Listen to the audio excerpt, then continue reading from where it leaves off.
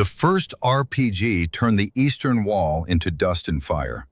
Senior Chief Jackson Thornwood, call sign Flint, threw himself behind a concrete barrier as automatic fire tore through the compound from 3 directions. His team was scattered, pinned down, dying. The Afghan night lit up like a strobe light from muzzle flashes. 38 Taliban fighters, maybe more. They had walked straight into a kill box, and the nearest air support was 45 minutes out. 45 minutes they did not have. "Tango 2 is hit!" someone screamed into the radio. Flint could not see who. He grabbed his mic, his voice steady despite the chaos erupting around him. "Command, this is Night Viper 6. We are pinned at grid reference 479er, requesting immediate air support. Immediate." Static answered, then more gunfire. Then a voice, a calm female voice. "Night Viper, I'm on you. Stay low." Flint froze. The voice was female, controlled, professional, on a frequency that should have been secure, on a channel that only his team should have accessed. "Who is this?" he demanded. "Identify yourself." No response, but something else happened. The machine gun nest that had been shredding their position suddenly went silent. Flint risked a glance around the barrier. The gunner was down. Clean headshot. From where, he could not tell. Another crack echoed across the valley. Another fighter dropped. Then another, and another. Petty Officer Garrett Hayes scrambled to Flint's position, blood running from a gash on his forehead. "Chief, I have no idea who that is. She's not in our network, but whoever she is, she just saved Morrison." Flint saw Morrison crawling toward cover across the compound. A Taliban fighter had been lining up the kill shot. Now that fighter lay crumpled against a wall, a hole in his chest. The shots kept coming. Methodical, surgical, impossible. Flint had been a SEAL for 20 years. He had served in Iraq, Afghanistan, the Philippines, places that did not officially exist on any mission brief. He had seen the best shooters in the world work their craft. He had never seen shooting like this. The female voice returned. "Night Viper, you have a window. North exit. 30 seconds. Move." Flint did not hesitate. He had no idea who she was. He had no idea how she had accessed their communications. He only knew that she was the reason his team was still breathing. "Bravo! North exit!" he bellowed. "Move! Move! Move!" They ran. 6 operators carrying 1 wounded, sprinting through the shattered remains of a compound that should have been their grave. Behind them, the gunfire continued, but it was no longer aimed at them. Every Taliban fighter who tried to pursue caught a bullet before he made it 3 steps. The team pushed through the north wall and into the rocky terrain beyond. Flint counted heads. All 7 accounted for. Bennett Cole was bleeding badly from a shoulder wound, but he was alive. They were all alive. "How?" Garrett breathed, his voice barely audible over the sound of distant gunfire. "How is that possible?" Flint looked back at the compound. Flames rose from several buildings now. The Taliban had stopped pursuing. They were too busy dying. Somewhere out there in the darkness, a shooter was erasing an entire enemy force. Single shots, perfect placement, no wasted ammunition, no hesitation. It was the most beautiful and terrifying display of marksmanship Flint had ever witnessed. The female voice came through one final time. "Night Viper, you are clear to rally point Echo. Suggest you move fast. More hostiles inbound from the south. Estimated arrival 15 minutes. Flint pressed his transmit button. "Wait, who are you? How did you know we were here?" Silence. "Respond. That's an order." Nothing. The frequency had gone dead. Garrett checked his equipment, his face pale in the green glow of night vision. "She's gone, Chief. No signal. It's like she was never there." Flint stared into the darkness. His team gathered around him, battered and bloodied but breathing. They should not be breathing. The ambush had been perfect. The kill box had been inescapable. And yet here they stood. Someone just killed 19 hostiles from a position we never identified, he said slowly. Someone who knew our call sign, our frequency, and our exact location. Someone who saved all of our lives and then vanished. Bennett grimaced as Garrett applied pressure to his wound. You think she's one of ours? Flint considered the question. The skill level suggested special operations. The communications access suggested extensive training. But no female operators were supposed to be within 100 miles of their position. The Navy did not have women in SEAL teams, not officially. I don't know what she is, Flint admitted, but we owe her our lives. He turned and signaled his team to move. They had 15 minutes before more hostiles arrived. Questions could wait. Survival could not. As they melted into the Afghan night, none of them noticed the figure on the ridge, 800 meters to the east. She lay perfectly still, her eye pressed to the scope of an M10750 caliber rifle. The weapon was a beast, over 30 pounds fully loaded, firing rounds that could punch through engine blocks. In the right hands, it could reach out and touch targets at 2,000 meters. In her hands, it had just ended 19 lives in 8 minutes. Chief Petty Officer Elena Stryker allowed herself a single breath. The team was safe, for now. She watched them move through her scope, counting heads, making sure they stayed on the route she had guided them toward. All 7. Good. She reached into her tactical vest and touched the worn photograph she carried against her heart. A young man in dress whites, 25 years old, with a smile that could light up a room. Her little brother. The reason she was out here alone. The reason she would never stop fighting. Stay alive, Night Viper, she whispered to the darkness, because I'm not done watching over you yet. Elena gathered her rifle with practiced efficiency and began breaking it down. Stock folded, scope protected, barrel allowed to cool. She had performed this ritual 1,000 times in a dozen countries. But tonight, her hands trembled slightly. 19 shots. 19 lives ended. 19 families who would never see their sons again. She did not allow herself to dwell on it. The men she had killed tonight had been trying to murder American sailors. They had forfeited their right to her sympathy the moment they pulled their triggers.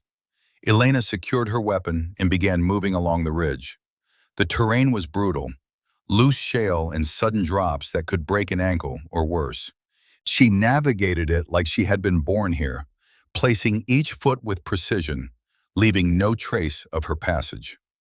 The SEAL team was moving toward Rally Point Echo. Good.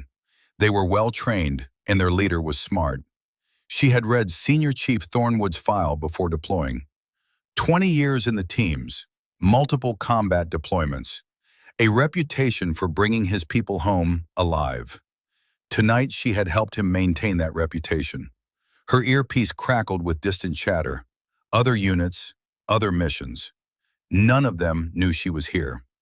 Officially, Chief Petty Officer Elena Stryker was on a classified solo reconnaissance operation in a completely different province. Officially, she was gathering intelligence on supply routes. Officially, she answered only to Commander Victor Harlan. Unofficially, Commander Harlan had sent her here to die. Elena paused at a rocky outcropping and scanned the valley below with her night vision. The burning compound was a beacon in the darkness. Soon the flames would attract attention. More fighters, perhaps a quick reaction force from the nearby forward operating base. She needed to be gone before either arrived. She checked her GPS. 17 kilometers to her extraction point. 4 hours of hard movement through hostile territory. No support, no backup. No one who would come looking if she disappeared. This was how Harlan wanted it. Alone and vulnerable and easy to erase. The photograph in her vest pocket pressed against her chest with every breath. She did not need to look at it. She had memorized every detail years ago. David, her little brother. At his graduation from basic underwater demolition training, the biggest smile she had ever seen on his face.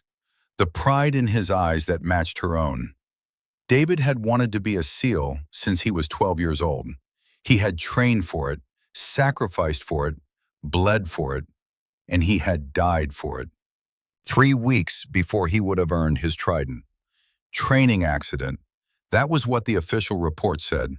Equipment failure during a dive exercise. No one at fault. Just a tragedy. For 6 months, Elena had believed the official story. She buried her brother with full honors and tried to move forward. But grief transformed into questions. Questions led to investigation. 18 months after David's death, she found the maintenance logs. The dive equipment that killed David had been flagged for replacement 6 months before his death. Commander Victor Harlan had signed off on a waiver allowing its continued use. Budget constraints, the paperwork claimed. Acceptable risk levels within operational parameters. David had drowned because Victor Harlan had decided new equipment was too expensive. And when Elena had started asking questions, Harlan had decided she was too expensive to keep alive. She moved through the darkness with renewed purpose. The solo deployment had been Harlan's idea. A special mission, he had called it. An opportunity to prove herself at the highest levels. She had been flattered, honored, stupid. The coordinates he gave her led directly into an ambush zone. The compound where Team Bravo had been attacked tonight was supposed to be empty, according to his intelligence. Safe for surveillance. Perfect for a lone operator to gather information. Perfect for a lone operator to be killed without witnesses. Elena had smelled the trap 3 kilometers out. The movement patterns were wrong. The silence was too complete. She had diverted to the ridge and watched through her scope as 38 Taliban fighters established their kill box. Then Team Bravo had walked right into it. She could not let them die. Not when she had the power to save them. Not when their only crime was trusting the same command structure that had betrayed her. 17 kilometers to extraction, 4 hours of movement. And then what? She could not go back to base. Harlan would know his ambush had failed. He would know someone had intervened. And when Team Bravo reported the mysterious female voice on their frequency, he would know exactly who had ruined his plans. Elena Stryker was now a loose end. And Commander Victor Harlan was very good at tying up loose ends. She reached a small cave in the hillside and ducked inside. A few hours of rest, that was all she could afford. Her body ached from 18 hours of constant movement and combat, but her mind would not quiet. David would have laughed at this situation. He had always said she worried too much, planned too much, thought too much. Just shoot straight and move fast, he would tell her. Everything else works itself out. He had been wrong about that. Sometimes things did not work out. Sometimes the people you trusted put a knife in your back. Sometimes the system you served decided you were expendable. But Elena was not dead yet, and as long as she was breathing, she would make Commander Victor Harlan pay for every lie, every betrayal, every life he had thrown away for his own convenience. Starting with her brother. She allowed her eyes to close, just for a moment, just long enough to see David's face one more time. That smile, that pride, that absolute certainty that his big sister would always protect him. "Stay alive, Elena," his voice echoed in her memory. "I'm counting on you." "I will," she promised the darkness. "I will." 2 years earlier, April 2009, Naval Amphibious Base, Coronado, California. Elena Stryker stood in her dress whites under a cloudless sky, watching as they folded the flag that had draped her brother's coffin. The chaplain's words washed over her without meaning. She had stopped listening after the first minute. 21 guns fired. The sound echoed across the parade ground like thunder. David had been 25 years old, 3 weeks from graduation, 3 weeks from earning the trident that had defined his dreams since childhood. The officers presenting the flag to their aunt moved with mechanical precision. Elena watched it all from a distance, numb. She had not cried yet, could not cry. If she started, she might never stop. Equipment failure, the investigating officer had told her. The rebreather malfunctioned during a deep dive exercise. By the time they got him to the surface, he had been without oxygen for 6 minutes. There was nothing they could do. Elena had held David's hand in the hospital for 3 days, waiting, praying, begging him to wake up. He never did. The funeral ended. People offered condolences that meant nothing. Fellow sailors, instructors who had trained David, friends who would go on to earn the trident he never received. Elena accepted their words with mechanical nods. Inside, she was screaming. That night, alone in her quarters, she finally cried. Great, wrenching sobs that shook her entire body. She cried until she had nothing left, until the grief transformed into something else, something harder, something that demanded answers. The investigation had been thorough, she was told, comprehensive. The equipment had simply failed. No negligence, no criminal conduct, just a tragic accident. Elena did not believe it. She started digging, quietly, carefully, using her security clearance to access maintenance records that should have been routine. What she found made her blood run cold. The rebreather that killed David, serial number 7743A, had been flagged for replacement in October 2008, 6 months before the accident. The maintenance report was clear. Breathing loop integrity compromised. Recommend immediate retirement from service. But the equipment had not been retired. It had been cleared for continued use by a single signature. Commander V. Harlan, April 2009. The waiver authorization sat in her hands like a death sentence. Budget constraints, it said. Acceptable operational risk. Equipment suitable for training purposes pending replacement acquisition. David had drowned because Victor Harlan had decided that a $4,000 piece of equipment was too expensive to replace immediately. Elena had confronted Harlan in his office 6 months after David's funeral. She had been professional, controlled. She had presented the evidence and asked for an explanation. Harlan had looked at her with eyes that held no sympathy, no remorse, just cold calculation. Operational readiness requires difficult decisions, Chief Stryker, he had said. We work with the budget we're given, not the budget we want. Your brother understood the risks when he enlisted. My brother is dead because you signed a waiver on defective equipment. Your brother is dead because equipment fails. It's tragic, but it happens. Harlan had leaned back in his chair. I suggest you let this go, for your own career's sake. The threat had been clear. Keep digging, and there would be consequences. Elena had saluted and left his office, but she had not stopped digging. Over the next 18 months, she found more, much more. Shipping manifests that did not match inventory reports. Equipment transfers to locations that did not exist on any official roster. Bank accounts in the Cayman Islands linked to shell corporations. And then she found the photographs.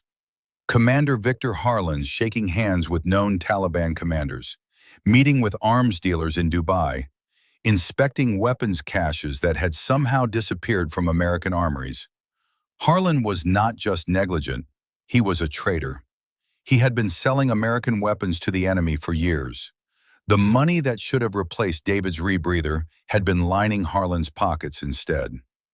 Elena had compiled everything into a secure file. She had been preparing to take it to Naval Criminal Investigative Service when Harlan had called her into his office with a special assignment. A solo reconnaissance mission. High level, classified. An opportunity to prove herself as an independent operator. She had known it was a trap. She had gone anyway. Because sometimes the only way to expose a conspiracy was to let them think they had won. And because she needed to know how far Harlan would go. Now she knew. Elena woke in the cave as dawn broke over the mountains. She had slept for 90 minutes, her body's training allowing her to grab rest whenever possible. It was not enough, but it would have to be. She checked her weapon, her equipment, her route. 15 kilometers to extraction. 3 hours if she pushed hard. The SEAL team would be at Rally Point Echo by now, waiting for their pickup. They would file their after-action report. They would mention the mysterious female voice that saved them, and Harlan would know she was still alive. Elena shouldered her pack and moved out. The Afghan sun was rising, painting the mountains in shades of gold and red. It would have been beautiful if she had time to appreciate it. She was 2 kilometers from the cave when she saw them. 3 figures on a ridgeline to the west, moving with purpose, professional spacing, American tactical formations. Her blood ran cold. They were not Taliban. They were not Afghan military. They were operators, American operators, moving in a search pattern that would intersect her route within the hour. Harlan's cleanup crew. Elena dropped behind a boulder and pulled out her spotting scope. The magnification brought the figures into sharp relief. Body armor, advanced optics, weapons that did not appear on any supply roster. Contractors, former military, the kind of men who did things that needed to stay off the books. She counted 3. There would be more. Harlan would not send a small team for this. Not after she had killed 19 Taliban fighters and saved a SEAL team. Her radio crackled, a frequency she had been monitoring. Team Bravo's channel. Night Viper 6, this is Sky 1. We have movement on your position. 3 contacts, professional signatures. They're not Taliban. Flint's voice came back tight with tension. Sky 1, can you identify? Negative. No IFF signals. They're using our equipment but not broadcasting friendly codes. Elena's jaw clenched. The contractors were hunting Team Bravo too. Harlan was not taking chances. Everyone who knew about the ambush, everyone who could testify, needed to disappear. She made a decision.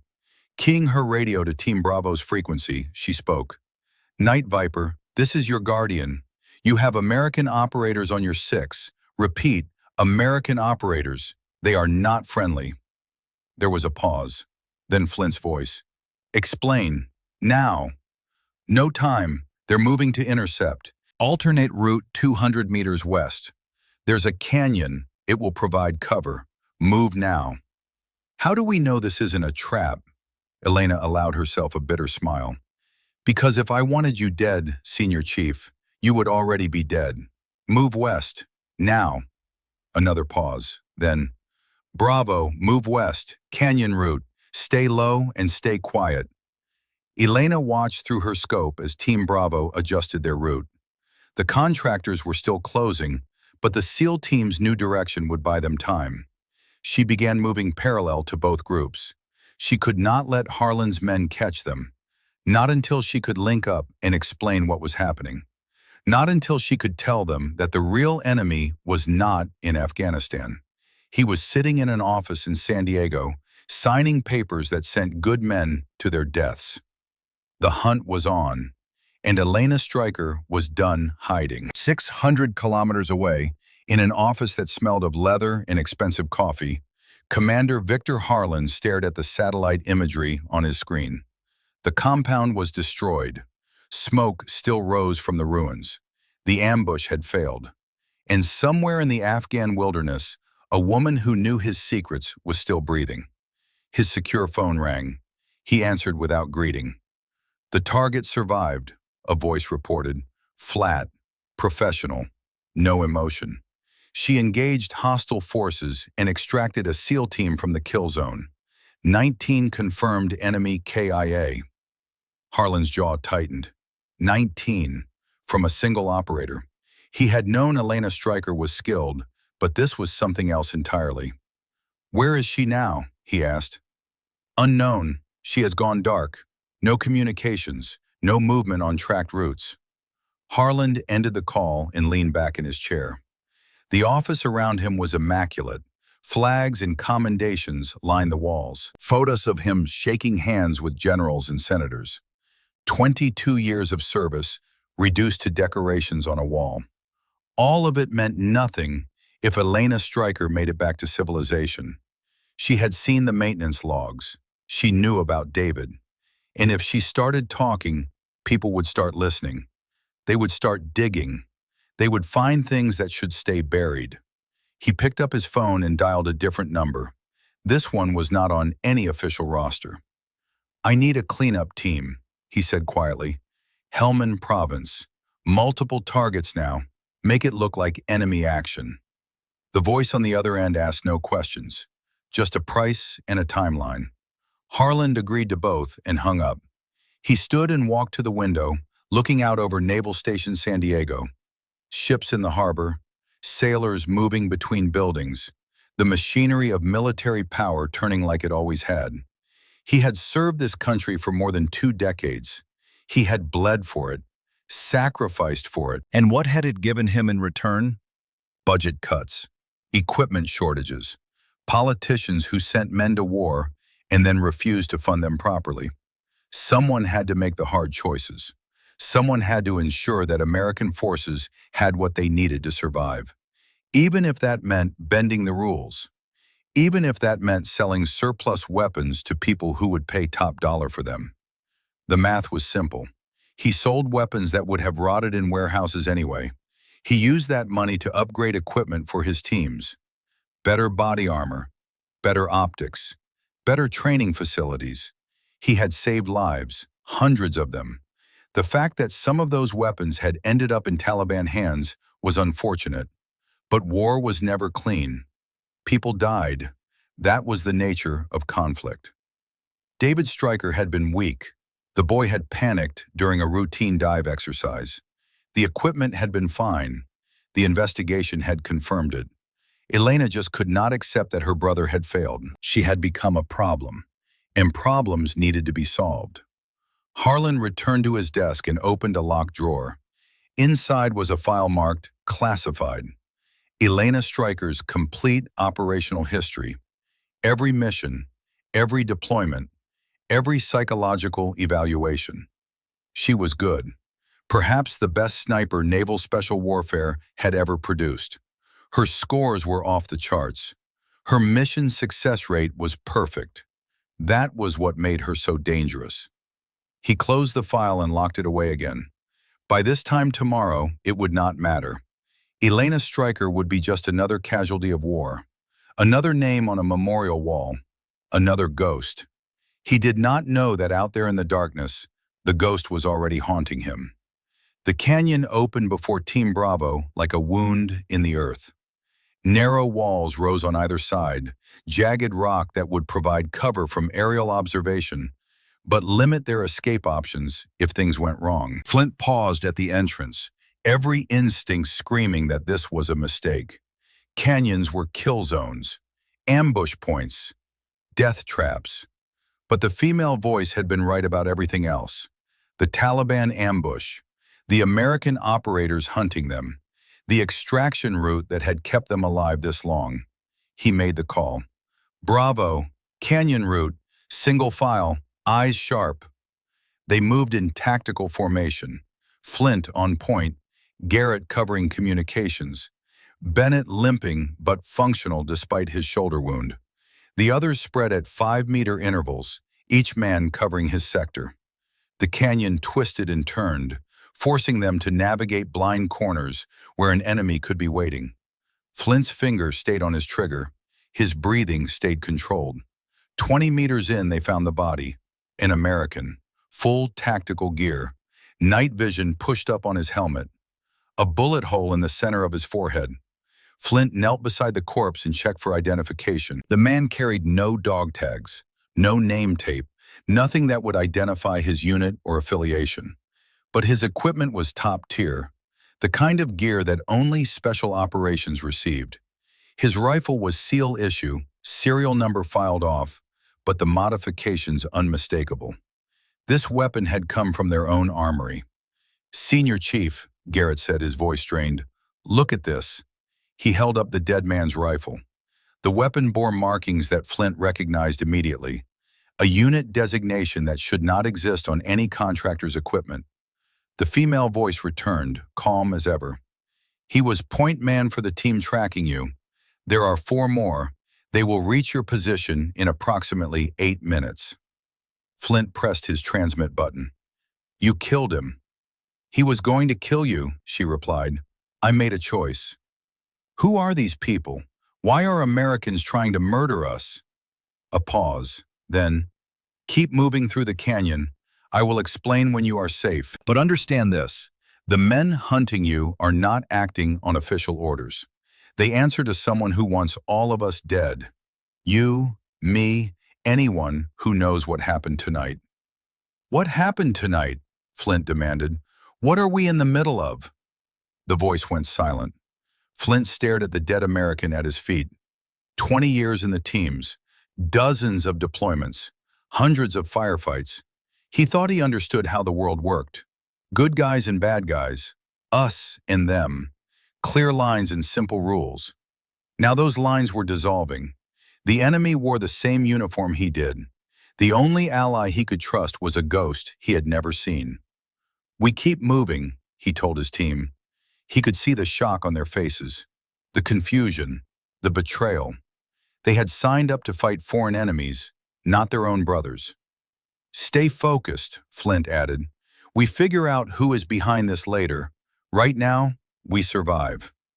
They left the body where it lay and pushed deeper into the canyon. Above them, the hunters adjusted their pursuit. Somewhere in the darkness, a woman with a rifle watched it all unfold. Elena moved along the canyon rim like smoke. Her boots found purchase on rock that should not hold weight. Her breathing stayed silent despite the exertion.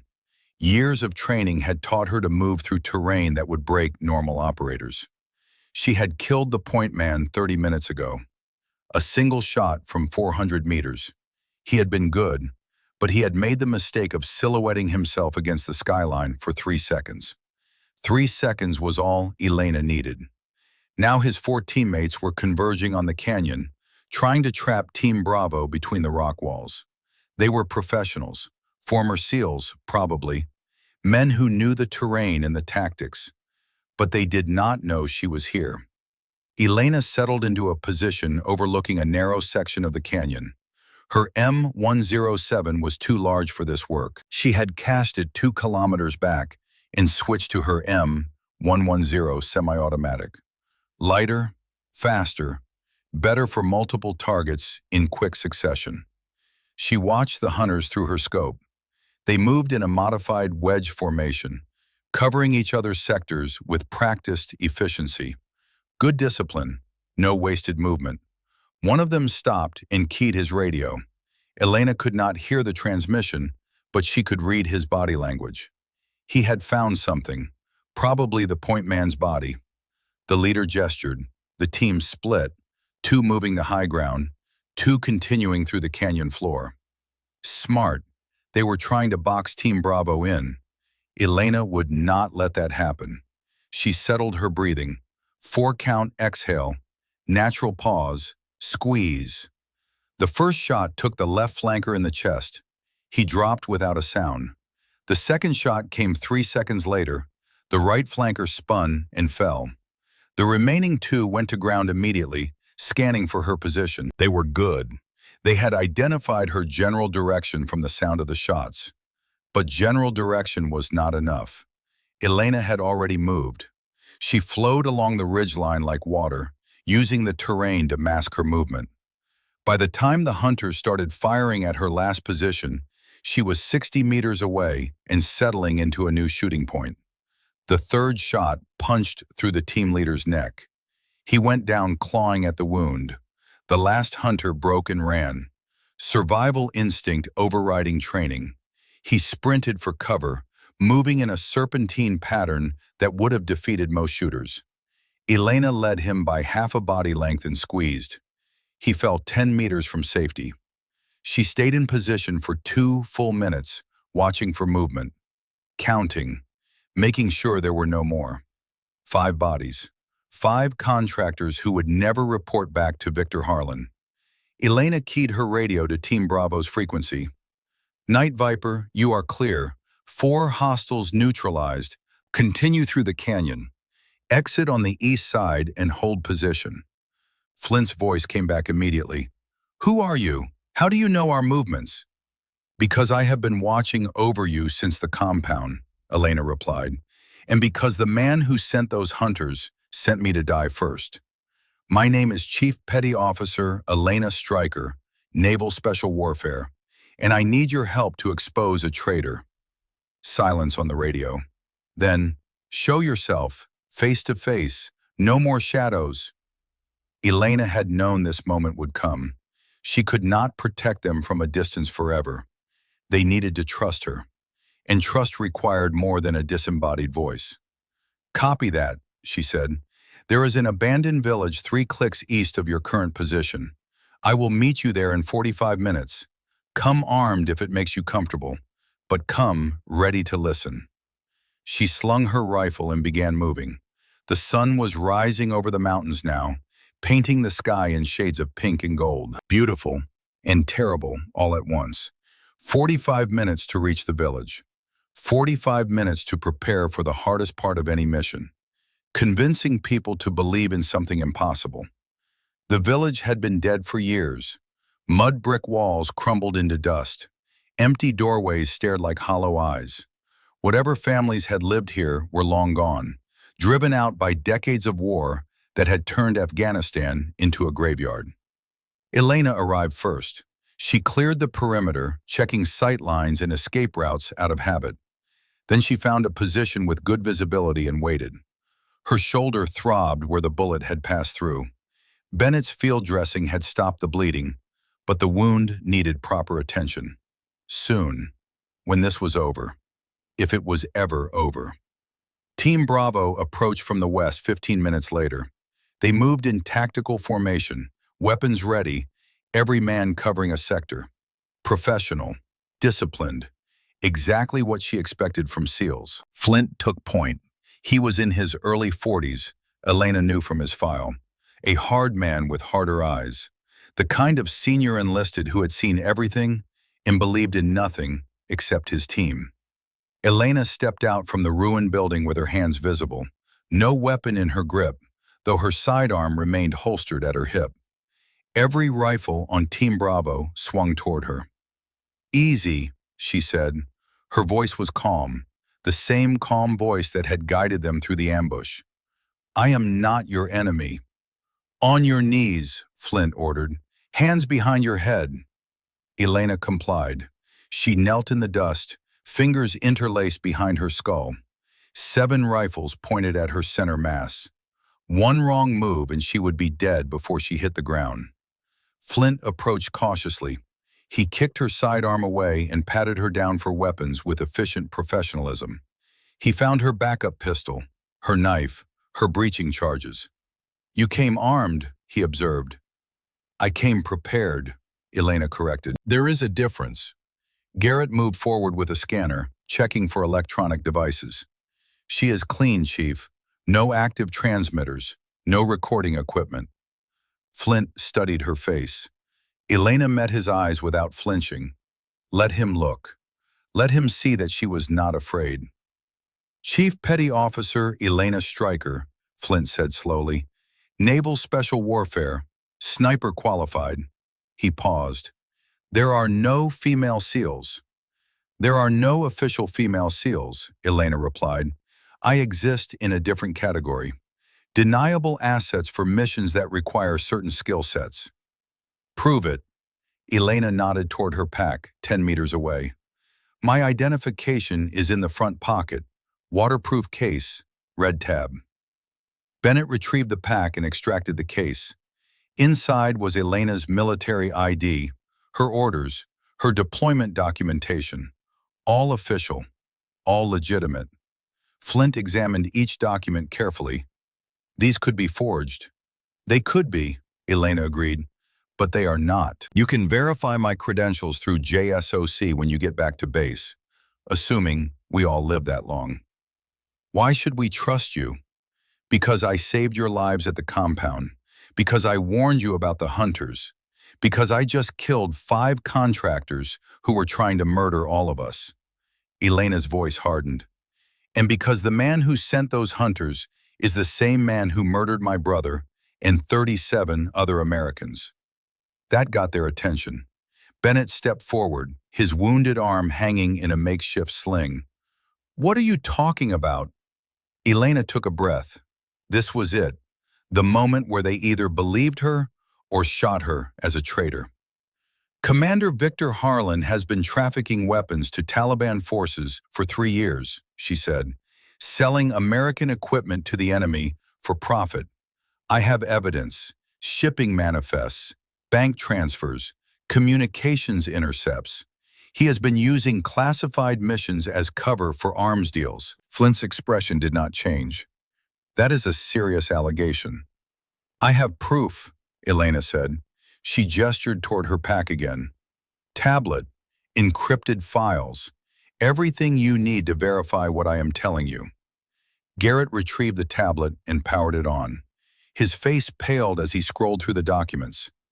Senior Chief, you need to see this. Flint took the tablet. Elena watched his eyes move across the screen. Watched the disbelief transform into anger. Watched the anger harden into something colder. These manifests, Flint said slowly, they show American weapons going to Taliban commanders. They show exactly that, Elena confirmed. M4 rifles, ammunition, explosives, night vision equipment, all of it sold through intermediaries to the highest bidder. Harland has made millions. Why? Bennett asked. Why would a commander betray his own country? Money at first, Elena said, but I think he genuinely convinced himself he was doing the right thing. He used the profits to upgrade equipment for his teams, better gear than official budgets allowed. In his mind, he was saving American lives. By arming the people killing Americans? Flint's voice was ice. The rationalization of a guilty conscience, Elena said. He tells himself the math works out, that he has saved more lives than he has cost. Garrett was still scrolling through the files. He stopped. His face went white. Senior Chief, there are casualty reports here. Americans killed by weapons that appear in these manifests. Flint took the tablet back. Elena watched him read, watched the numbers sink in. 37, Flint said. His voice was barely above a whisper. 37 American military and law enforcement killed by weapons Harlan sold. Bennett made a sound like he had been punched in the stomach. My cousin Derek, Border Patrol, killed 14 months ago by an IED. Garrett pulled up another file. IED components traced to shipment reference H-1147. That is in Harlan's manifests. Bennett's face twisted with rage and grief. That son of a bitch armed the people who killed Derek. Elena remained kneeling. Let them process. Let them understand. This was bigger than one woman's vendetta. This was justice for 37 families who deserved to know the truth. Flint looked at her, really looked at her for the first time. What happened to your brother? David died 2 years ago, Elena said quietly. Training accident during BUD/S. Closed circuit rebreather malfunction. He drowned. She paused. The equipment had been flagged for replacement 6 months earlier. Commander Harlan signed a waiver to keep it in service. Budget constraints. Understanding dawned in Flint's eyes. Your brother died because Harlan would not spend the money to replace defective equipment. My brother died because Harlan was too busy funneling profits from arms sales into his offshore accounts, Elena said. The maintenance budget was there. He just chose to use it elsewhere. And when you started asking questions, Flint said slowly, Harlan sent you on a solo mission to a location he knew would be an ambush zone. He sent me to die, Elena confirmed. Your team walking into that same ambush was collateral damage. He did not care if you lived or died, as long as I was eliminated. The team stood in silence. 7 men processing betrayal on a scale they had never imagined. Finally, Flint spoke. How do we stop him? Elena felt something loosen in her chest. Belief. They believed her. We expose him, she said, publicly, completely, with evidence so overwhelming that his Pentagon connections cannot bury it. How? Harlan keeps physical files, Elena said. Insurance. He is too paranoid to trust purely digital records. Those files are in his office safe at Naval Station San Diego. We get those files. We transmit copies to every authority that cannot ignore them.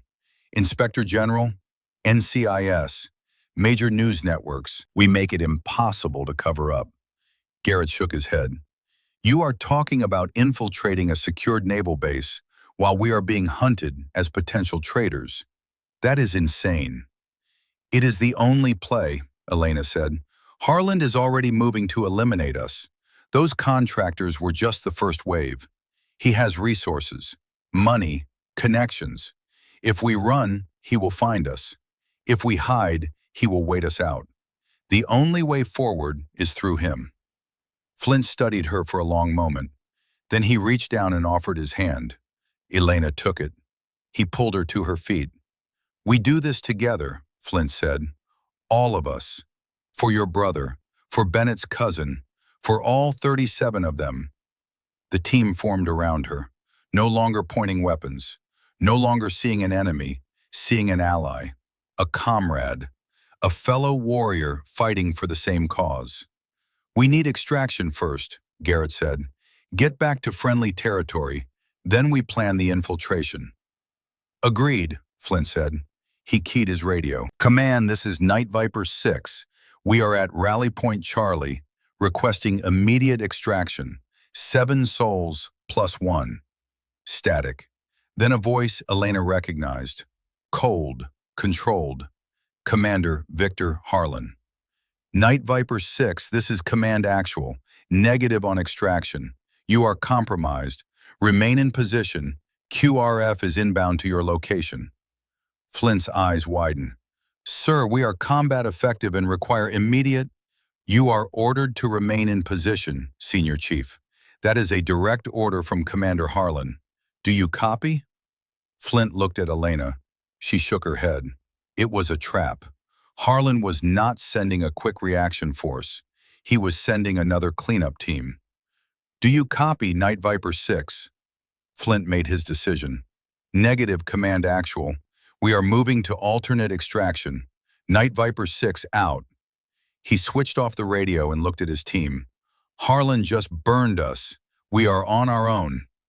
"Not on your own," a voice said from behind them. They spun, weapons coming up. A man stepped out from the ruins. Late 50s, graying hair, the weathered face of someone who had spent decades in the sun. He wore civilian clothes, but he moved like military. Master Chief Roy Brennan raised his hands. "Easy. I am on your side." "Identify yourself," Flint demanded. "Master Chief Roy Brennan, Naval Special Warfare Logistics. I have been tracking Harlan's operation for 6 months." He looked at Elena. "And I have been waiting for someone like you to prove he could be stopped." Elena's hand stayed on her weapon. "How did you find us?" "Because I am the one who has been monitoring Harlan's communications with his contractors." Roy pulled out a tablet. "I heard him order the hit on your team. I came to help." "Why?" Flint asked. Roy's face hardened. "Because my son Jeremy was one of the 37, Marine, killed 8 months ago by an IED made with Harlan's explosives." His voice broke. "I have been gathering evidence, but I could not move against him alone. He has too much protection." He looked at the team. "But you can testify. You can expose him in a way I never could." Elena studied him, read his body language. His pain was real. His grief was genuine. "What are you offering?" she asked. "A way into Naval Station San Diego," Roy said.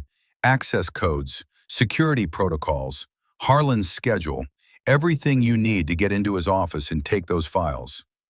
"And extraction?" Flint asked. "I have a boat at the civilian dock. Fishing charter. We use it to get you off base once you have the evidence." Roy met their eyes. "I am all in. For Jeremy. For all of them." Elena wanted to believe him, wanted to trust that someone else understood what needed to be done. But Victor Harlan had taught her that trust was a weapon, and weapons could be turned against you. "We verify everything you tell us," she said. "Trust, but confirm." Roy nodded. "I would not expect anything less." Flint looked at his team. "We are committed now. Either we expose Harlan, or we spend the rest of our lives running." One by one, they nodded. Elena felt the weight of David's photograph against her chest, felt the weight of 37 names pressing down on her shoulders. Then let us finish this, she said, for all of them. The team moved out together, 8 people against a conspiracy that reached into the highest levels of military command. The odds were impossible, but impossible was what they did. 22 hours later, Elena stood in the darkness outside Building 17 at Naval Station San Diego. The flight from Afghanistan had been brutal. 22 hours of tension, planning, and the constant knowledge that Victor Harlan knew they were coming. Roy Brennan's intelligence had been accurate so far. The first checkpoint had waved them through with credentials he had provided. The second checkpoint's cameras were looping footage from the previous night. They had made it this far without raising alarms. But Elena's instincts screamed that something was wrong. "Too smooth," she whispered to Flint. "We should have hit resistance by now." Flint nodded. His jaw was tight. He felt it too. 20 years of combat had taught him to trust that gnawing feeling in his gut. But they were committed now. The evidence was inside that building, on the second floor, in a safe behind a bookshelf in Victor Harlan's personal office. Roy approached from the service entrance, master key in hand. His face was pale in the dim light. His hand trembled as he inserted the key. "Last chance to back out," he said quietly. "Open it," Elena replied. The lock clicked. The door swung inward onto darkness. They moved inside. Elena took point with Flint. Garrett and Bennett followed. The others held position outside with Roy, maintaining security and communications. The corridor was empty. Emergency lighting cast everything in red. Their boots made no sound on the tile floor. They moved like ghosts through a building that should have been sleeping. Second floor, northwest corner, third door on the left. Elena's heart pounded. She could feel David's photograph against her chest with every breath. 2 years of grief and rage and relentless pursuit had led to this moment. They reached Harlan's office door. Roy had said it would be unlocked, a security oversight they could exploit. Elena tested the handle. It turned smoothly. Every alarm in her head went off at once. "Wait," she hissed, but it was too late. The door swung open. Lights flooded the corridor, blinding after the darkness. Elena's eyes adjusted in a heartbeat, training overriding shock. Victor Harlan stood in his office, surrounded by 12 armed security personnel. All weapons trained on the doorway, all fingers on triggers. Roy collapsed to his knees behind them. "I'm sorry," he sobbed. "God forgive me, I'm so sorry." Harlan stepped forward. He was 52 but looked older, gray at the temples, lines around his eyes, the face of a man who had made too many hard choices and convinced himself they were right. "Chief Petty Officer Stryker," he said. His voice was calm, almost friendly. "I was wondering when you would come home." Elena did not move, calculated the angles. 12 armed men, no cover. Flint and Garrett flanking her, Bennett in the hallway behind them. No good options. Harlan gestured and the security team moved forward. Professional, efficient. They disarmed Team Bravo in seconds. Zip ties secured wrists. Rough hands pushed them to their knees. "I had hoped you would run," Harlan continued, walking closer. "Disappear into some third-world country and live out your days in paranoid anonymity. But you always were stubborn, like your brother." Elena's jaw clenched. Do not react. Do not give him the satisfaction. Harlan turned to Roy Brennan, still kneeling and sobbing. "Well done, Master Chief.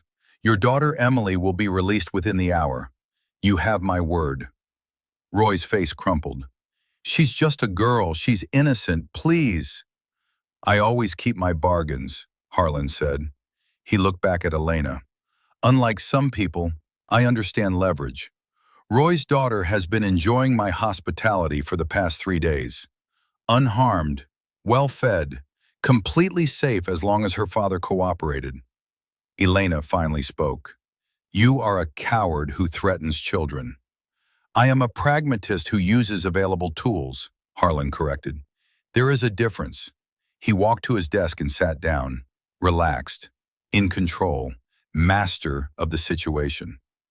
Let me explain what happens next, he said. Tomorrow morning there will be a tragic incident.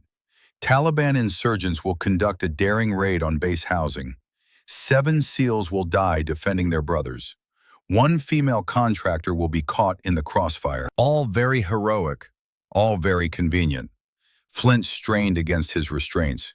You will not get away with this. People know we are here. What people? Harlan smiled. Your team is officially listed as being on leave after a combat deployment. Chief Stryker is officially on a classified solo operation in Kandahar province. No one knows you are here except the men in this room. He stood and walked to Elena, crouched down to her level. You thought you were clever, gathering evidence, building a case, but you made one critical mistake. What was that? Elena asked. You assumed I did not have eyes everywhere. Harlan pulled out a phone and showed her the screen. Petty Officer Hayes transmitted a data package 6 hours ago. Everything you collected, every file, every manifest, I intercepted all of it. Garrett's face went white. Harlan continued. Nothing reached the Inspector General. Nothing reached NCIS. Your entire evidence trail died in a server I control. He leaned closer. You have failed, Chief Stryker, just like your brother failed. Elena met his eyes. David did not fail. You murdered him. I made a budget decision, Harlan said. Equipment costs money. Training costs money. We work with limited resources. Sometimes people die because of those limitations. That is war. That is murder. Harlan stood. Call it what you want. By morning, you will be too dead to argue semantics. He gestured to the security team. Separate cells, no communication. I want them isolated until the operation begins at 0600. Hands grabbed Elena roughly. She did not resist. Let them think she was defeated. Let them think the fight was over. Because Garrett Hayes had not transmitted just 1 data package. He had transmitted 2. They threw Elena into a holding cell in the base brig. Concrete walls, steel door, no windows. The kind of room designed to break spirits.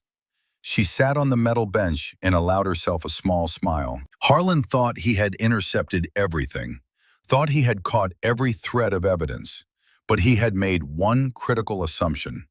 He assumed Garrett Hayes only sent 1 transmission. The first package, the one Harlan intercepted, had been the decoy. Real evidence, but sent through channels Harlan would be monitoring. It was bait, designed to make him feel secure. The second package was different. Garrett had encoded it with a dead man switch protocol. If he failed to authenticate every 6 hours, the entire evidence dump would activate automatically. No transmission to intercept. No server to compromise. Just a timer counting down to exposure. Elena checked her watch in the dim light from under the door. 28 minutes.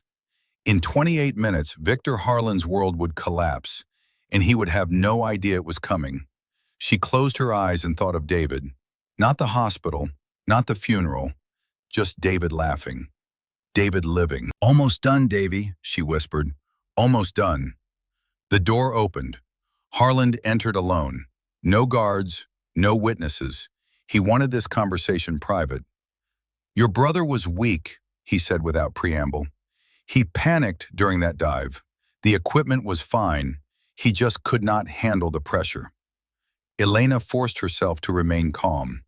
He was trying to provoke her, trying to make her lash out so he could justify whatever he planned to do next. David never panicked in his life, she said quietly. Then why did he die? Harlan leaned against the wall. I have read the investigation report 100 times. Equipment failure is the official finding. But between you and me, we both know the truth. Your brother was not SEAL material. My brother was murdered by defective equipment you refused to replace.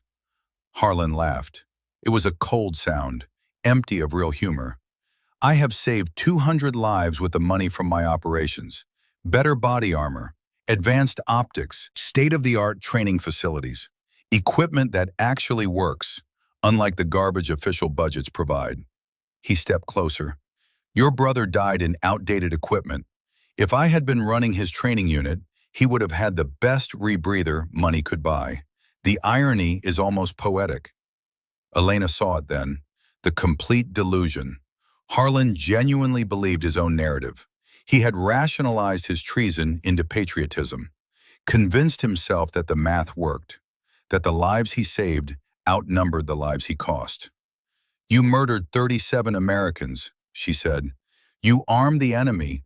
You betrayed every oath you ever took." "I made impossible choices in an impossible situation," Harlan replied. "The system is broken. Someone had to fix it. I chose to be that someone." "You chose to get rich." "I chose to be effective." His voice rose. "Do you know how many Marines died in Kandahar in 2009 because they had inadequate body armor? 73. Do you know how many died after I upgraded their equipment with my funding? 12. I saved 61 lives that year alone, and killed 37 with the weapons you sold." Harlan's jaw clenched. "Acceptable losses. The math works, Stryker. I have saved more lives than I have cost. History will prove me right." Elena stood slowly, moved closer, let him see the absolute certainty in her eyes. "History will remember you as a traitor who murdered his own people for profit. Nothing more." Harlan's composure cracked, just for a second, just long enough for Elena to see the fear underneath the arrogance. He knew she was right. Deep down, past all the rationalizations and justifications, he knew exactly what he was. "It does not matter what history thinks," he said finally, "because you will not be alive to tell your version." He turned and walked to the door, paused with his hand on the handle. "Your brother's last words were, 'I can't breathe.' Did they tell you that?" "The medics who pulled him out of the water. He was conscious for almost 30 seconds, drowning, terrified, calling for you." Elena's hands clenched into fists. Every muscle in her body screamed to attack, to hurt him, to make him suffer the way David suffered. But she stayed still, stayed controlled. "Enjoy your last few hours," Harlan said. "I will make sure your death is quick. More mercy than you deserve." The door closed, the lock engaged. Elena sat back down and checked her watch. 18 minutes until the data dump. She closed her eyes and thought of David. Not the corpse in the hospital bed. Not the folded flag at his funeral. David laughing. David teaching her to play poker with that terrible tell he never could fix. David the night before he shipped out for BUD/S. So excited he could barely sleep. "Stay alive, Ellie," he had said. "Promise me."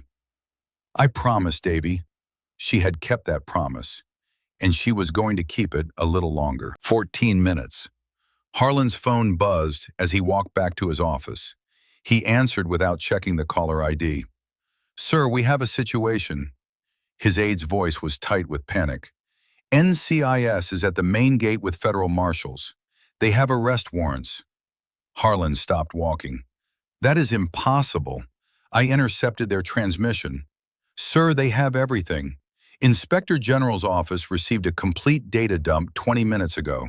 It is already on news networks. CNN is running the story right now." The blood drained from Harlan's face. "What?" "Shipping manifests, bank transfers, photos of you meeting with Taliban commanders, all of it. Sir, they know everything." Harlan's mind raced. The backup. Hayes must have created a backup transmission. A dead man's switch that activated when he did not check in. Clever. Damn them all, it was clever. "Delay them," he ordered. "I need 10 minutes." "Sir, I cannot." Harlan ended the call. He had planned for this contingency, had always known that one day someone might get too close. He had an escape route, false passport, offshore accounts, a private plane waiting at a small airstrip 20 miles north. He could still disappear, still salvage something from this disaster. He turned and ran toward the parking lot. Behind him, the main gate opened. Rear Admiral Catherine Vance stepped through, flanked by NCIS agents and military police. Her face was carved from stone. She had spent the last hour reading every document in the evidence dump, every name, every transaction, every American death linked to Victor Harlan's weapons. "Find him," she ordered. "I want Commander Harlan in custody within the hour." The MP scattered, building by building, room by room. In the brig, they found Team Bravo and Elena. The senior MP recognized Flint immediately. "Senior Chief Thornwood? Sir, what are you doing in holding?" "Long story," Flint said. "Get us out of here, now." 5 minutes later, Elena stood in the corridor outside her cell. Admiral Vance approached, flanked by two NCIS agents. "Chief Stryker," Vance said, "we need to talk." "Where is Harland?" Elena asked. "Running. He has maybe a 10-minute head start." Vance studied her face. "I have helicopters scrambling. We will have him in custody before—" "He will be airborne before they arrive," Elena interrupted. "He has a backup escape plan. He always does." "How do you know that?" "Because I have been hunting him for 2 years. I know how he thinks." Vance made a decision. "What do you need?" "A rifle," Elena said, "a vehicle, and permission to finish this." Flint stepped forward. "Admiral, let the authorities handle—" Elena turned to him. "He murdered my brother. He murdered 37 Americans. This is my mission, and I am finishing it." Vance looked at her for a long moment, saw the determination, the absolute certainty, the refusal to let this man escape. "Armory is 2 buildings south," she said. "Take whatever you need. Bring him back alive if possible." She paused. "Dead if necessary." Elena nodded. Flint and the team fell in beside her without being asked. "Where you go, we go," Flint said. "That is how this works now." They hit the armory at a run. Elena grabbed an M110 and 3 magazines. Flint took an M4. The others armed themselves with practiced efficiency. Garrett had already commandeered a fast response vehicle. Engine running, doors open. They piled in and tore out of the parking lot. Tires screamed on asphalt. Garrett had Harlan's location from base security cameras. "He is heading north on Highway 5, driving a gray Toyota truck, 12-minute lead and extending." Elena checked her rifle. Loaded, charged, ready. Bennett navigated from the passenger seat. "There is a private airstrip 18 miles north, single runway. That has to be his destination." "How long until he reaches it?" Flint asked. "At current speed, 11 minutes. Then we have 11 minutes to catch him." Garrett pushed the accelerator to the floor. The vehicle hit 95 miles per hour on the straightaway. California desert blurred past the windows. Elena rode in the back, M110 across her knees. Breathing controlled, heart rate steady. This was it. 2 years of hunting, 2 years of grief and rage compressed into the next 10 minutes. She thought of David one more time. His smile, his voice, his absolute belief that doing the right thing mattered more than doing the easy thing. "I am doing this the right way, Davy," she whispered. "I promise." The airstrip appeared on the horizon. A single Cessna sat on the tarmac, engine running, a pilot visible in the cockpit. And running toward it, 400 meters away, was Victor Harlan. "There," Bennett pointed. Garrett locked the brakes. The vehicle skidded to a stop in a spray of gravel and dust. Elena was out before it fully stopped. Prone position in the vehicle bed. Rifle up. Eye to scope. 380 meters to target. Harlan was sprinting, moving in a straight line toward salvation. The shot was difficult, but not impossible. Moving target. Crosswind. Elevation. Elena's breathing slowed. 4-count exhale. Natural pause. The crosshairs found Harlan's back. Center mass. Perfect kill shot. Her finger rested on the trigger. 2 pounds of pressure, and Victor Harlan would be dead. Justice delivered at 380 meters. She could end it right now. David's voice echoed in her memory, the last conversation they had before he shipped out for BUD/S. "Promise me something, Ellie. Promise you will always do the right thing, even when it is hard." even when the easy choice is right there in front of you. I promise, Davy, always. Elena adjusted her aim, moved the crosshairs from center mass to Harlan's right knee. She squeezed, the rifle bucked, the round flew true. Harlan's leg exploded in a spray of blood and shattered bone.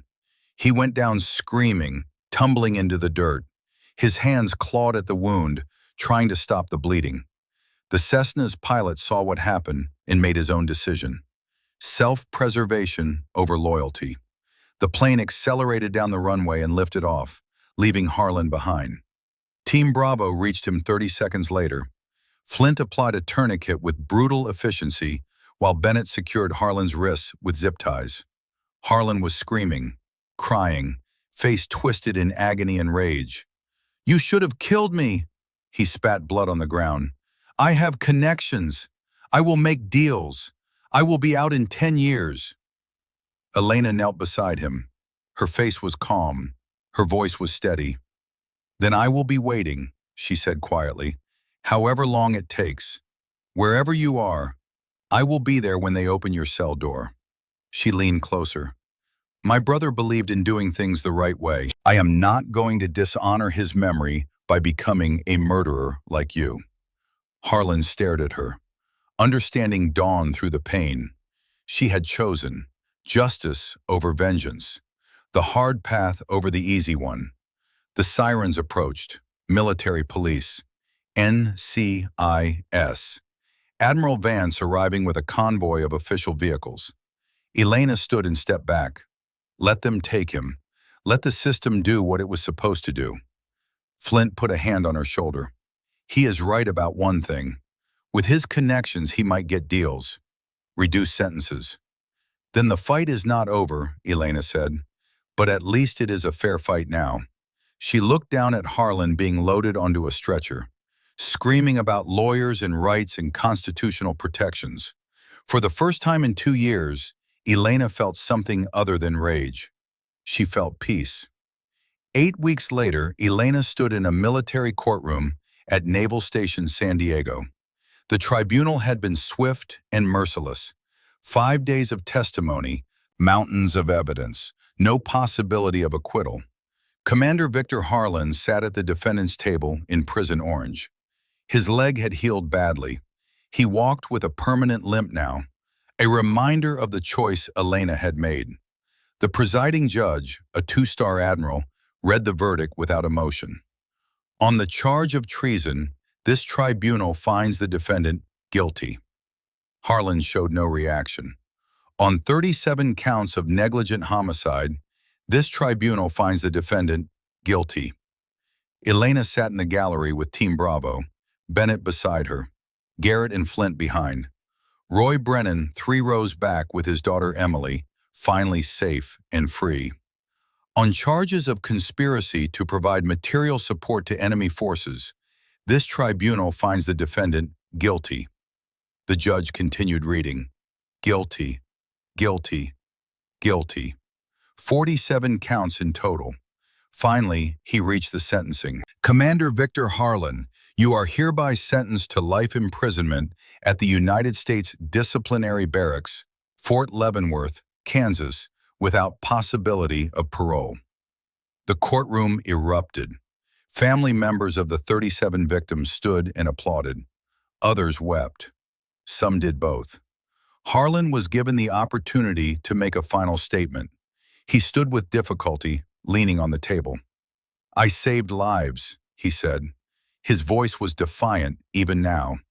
"History will prove I was right. I am a patriot who made hard choices. The system failed, and I fixed it. I am not the villain here." The judge's expression did not change. "Take him away." MPS escorted Harlan from the courtroom. He did not look at Elena as he passed, did not acknowledge her existence. It did not matter. He would have the rest of his life to think about what he had done. Elena walked out of the courthouse into October sunshine. Arlington National Cemetery was 4 hours away by plane. She had a ceremony to attend. The memorial service was scheduled for 1400 hours. 37 names to be read aloud. 37 flags to be folded. 37 families who deserved to know their loved ones had not been forgotten. The flight was quiet. Team Bravo had been given leave to attend. They sat together in silence, each man lost in his own thoughts. Bennett stared out the window, thinking of his cousin Derek, the life that had been stolen, the justice finally delivered. Garrett reviewed the final evidence files, making sure everything was documented, making sure history would remember the truth. Flint watched Elena, saw the weight she carried, the photograph of David she still kept against her heart.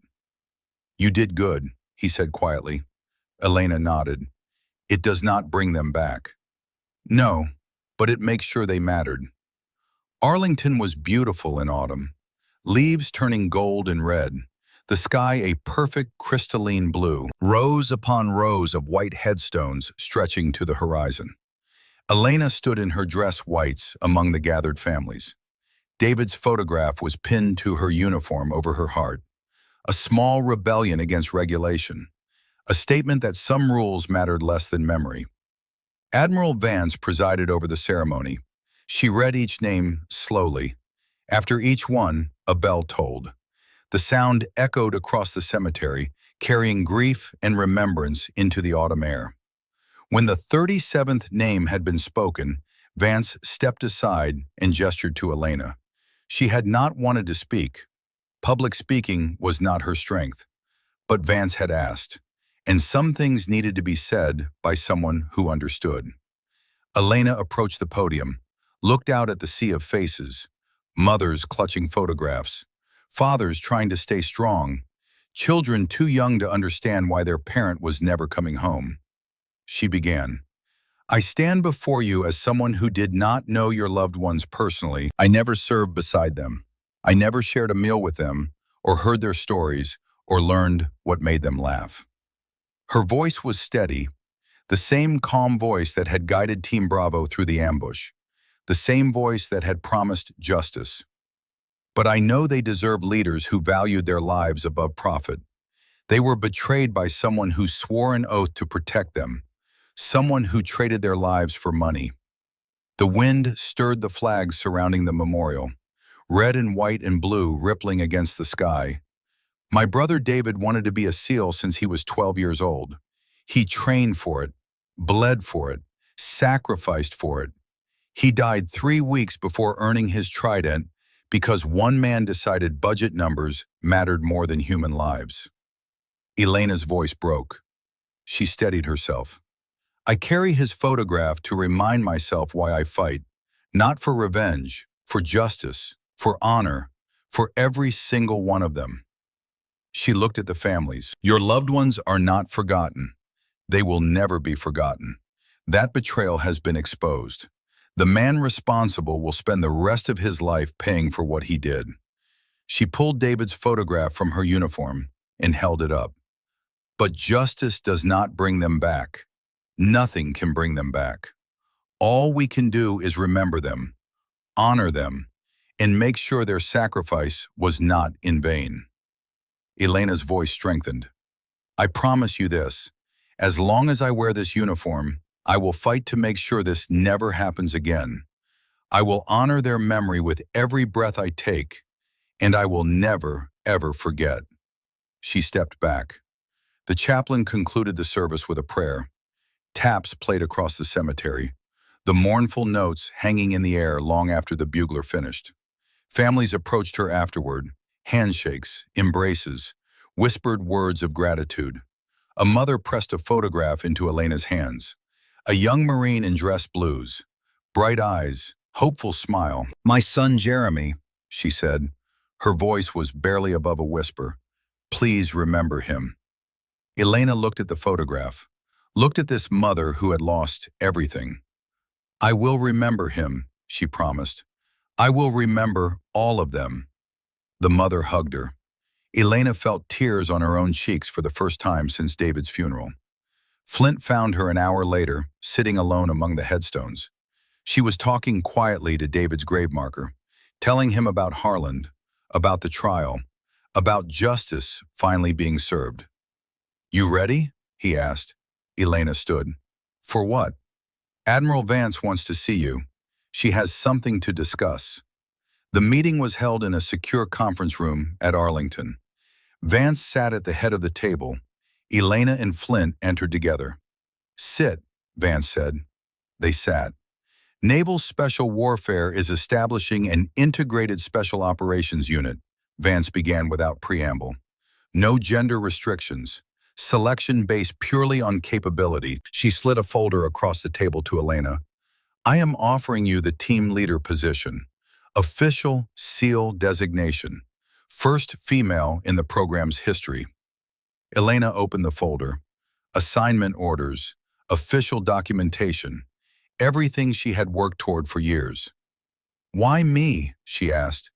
"Because you have earned it 10 times over," Vance replied. "Not because of what happened with Harland, because of everything that came before. Your scores, your performance, your absolute refusal to quit." Flint cleared his throat. "Admiral, I should mention that Team Bravo has submitted requests for reassignment under Chief Stryker's command. All of us." Vance smiled slightly. "I know. The requests are already approved." She looked at Elena. "You will have the team you saved. They trust you. More importantly, they believe in you. That is worth more than any amount of training." Elena felt the weight of the decision. Command, leadership, responsibility for lives beyond her own. She thought of David, wondered what he would say. Then she realized she already knew. He would tell her to stop overthinking, to shoot straight and move fast, to trust herself the way others trusted her. "I accept," Elena said. Vance nodded. "Official designation is Night Viper. The call sign that started all of this. Seemed appropriate." She stood. "You ship out in 96 hours. First mission brief is already prepared. Helmand Province. Harlan's weapons network is still operational. Your job is to dismantle it completely." Elena stood as well. "We will be ready." "I know you will." Vance extended her hand. "Make us proud, Chief." 96 hours later, Elena stood on a tarmac at Naval Station San Diego, watching the sunrise. A CH-47 Chinook helicopter sat ready, rotors beginning to spin. Team Bravo, no, Team Night Viper now, gathered their gear. Flint checked his rifle. Garrett tested communications equipment. Bennett distributed medical supplies. 3 new operators loaded packs with practiced efficiency. Elena secured her M110 and placed David's photograph in her vest pocket, right over her heart, where it belonged. "You ready for this?" Flint asked. She looked at her team. Her team. Men who had followed her through impossible situations. Men who trusted her with their lives. "For David," she said. "For the 37. For everyone we will protect going forward." They boarded the helicopter. The rotors reached full speed. The aircraft lifted off, climbing into the dawn sky. The radio crackled. "Night Viper, you are cleared hot. Good hunting." Elena pressed her transmit button. Her voice was calm, steady, the same voice that had saved Team Bravo in the Afghan darkness. "Copy that. Night Viper is rolling." As the helicopter climbed through 10,000 feet, Elena pulled David's photograph from her vest pocket. The edges were worn from 2 years of carrying it into combat. The image was faded, but his smile was still bright. She had carried this photo through grief, through rage, through the long hunt for justice. She had used it as fuel for vengeance, and then, at the critical moment, as a reminder of something better. David had believed in doing things the right way, even when it was hard, even when the easy path was right there. Elena had honored that belief. She had chosen justice over vengeance, the hard path over the easy one. She pressed the photograph to her lips briefly, then returned it to her vest pocket, over her heart, where it belonged. "I kept my promise, Davy," she said quietly, her voice lost in the helicopter's roar.